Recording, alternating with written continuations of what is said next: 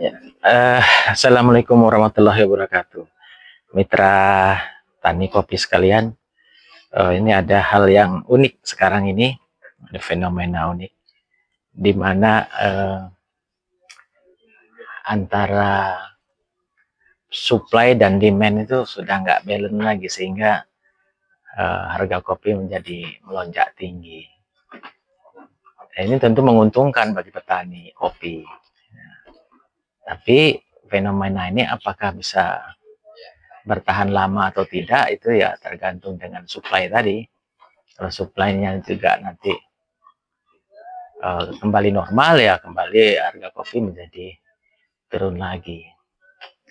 Fenomena ini adalah akibat dari pertanian kopi yang tidak sustain, tidak berkelanjutan. Ya, pertanian kopi itu dengan menggunakan bahan-bahan kimia, sehingga tidak berkelanjutan, tidak sustainable. Gitu. Dengan begitu, kopi itu setiap beberapa tahun sekali harus direplanting, harus tanam ulang. Nah, fenomena ini mungkin terjadi di luar sana, yang memang pertanian yang memang berbasis kimia, pupuk kimia yang tidak sustain tadi. Nah, sedang terjadi replanting secara massal. Nah, terutama nampaknya sepertinya di Brazil dan di Vietnam, ya, sebagai negara-negara raksasa kopi. Nah, ini sekarang ini memang permintaan kopi tidak menurun, karena jumlah pengopi sekarang ini cenderung naik menjadi style, menjadi gaya hidup. Karena orang semakin menyadari bagaimana manfaat kopi bagi kesehatan. Kopi itu adalah jamu menurut saya, ya, karena rasanya pahit sehingga untuk menjadi manis diberi gula, membuat menjadi bugar. Dengan begitu banyak literatur penelitian yang menunjukkan bahwa kopi itu bermanfaat bagi tubuh kita, termasuk bagi jantung, bagi Alzheimer, penyakit Alzheimer, bagi stamina, bagi banyak lagi, bagi untuk penyakit darah tinggi. Karena di dalam kopi ternyata memang ada asam klorogenat, terutama di kopi robusta.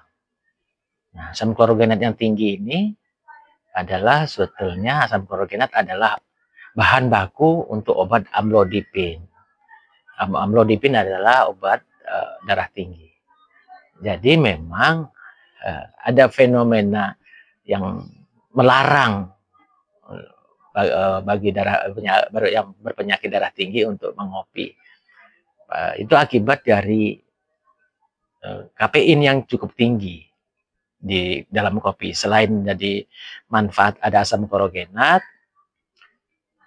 dia juga ada mudaratnya, itu kafein yang terlampau tinggi, sehingga memicu adrenalin kita untuk bergerak cepat, sehingga darahnya semakin tinggi, sehingga dilarang untuk minum kopi bagi penderita darah tinggi.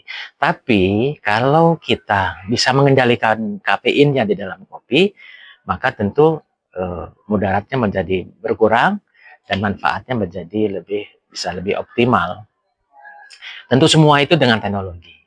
Nah, kita hadir, ada teknologi namanya teknologi BBM.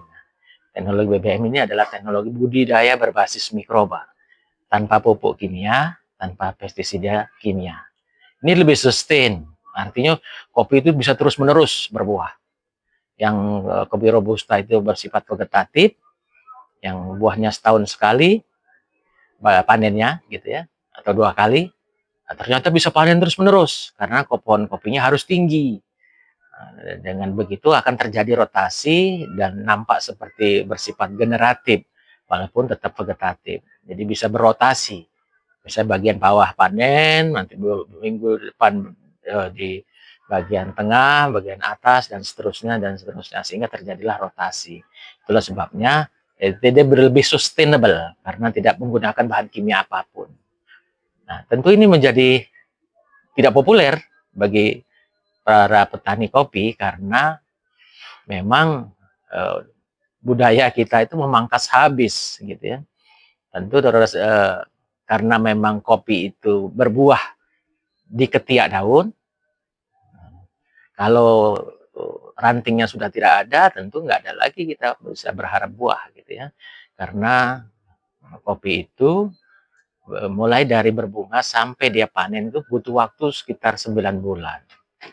Oleh karena itu memang harus dijaga sustainability-nya. Nah, budaya petani di Indonesia lebih cenderung sustainable walaupun masih berpadu dengan kimia. Jadi umur kopi bisa 30 tahun bahkan mungkin lebih. Ya, sehingga tidak lagi nampak seperti yang di negara luar, negara raksasa raksasa kopi itu yang mereka lebih intensif. Jadi menanam itu kopi dari 0 sampai 3 tahun, selanjutnya 5 kali buah replanting, umur 8 tahun sudah replanting. Nah, mereka memang dari perusahaan-perusahaan kopi besar kan gitu ya. Kalau kita cenderung berbasis kerakyatan kopi itu. Nah, itu mungkin yang jadi berbeda. Nah, kita berharap kita bisa menciptakan kopi yang sustain tapi produktivitasnya tinggi. Kalau kita sekarang ini kan tidak sustain, produktivitasnya rendah. Tidak sebanding dengan luasan kopi kita, luasan tanaman kopi kita dengan produktivitas kopi. Oleh karena itu memang perlu alih teknologi. Bagaimana teknologi itu bisa diterapkan kepada petani sehingga petani bisa menghasilkan kopi yang terus-menerus berbuah, terus-menerus panen, dan terus-menerus menghasilkan dan dapat diandalkan. Demikian, terima kasih tadi sekalian. Assalamualaikum warahmatullahi wabarakatuh.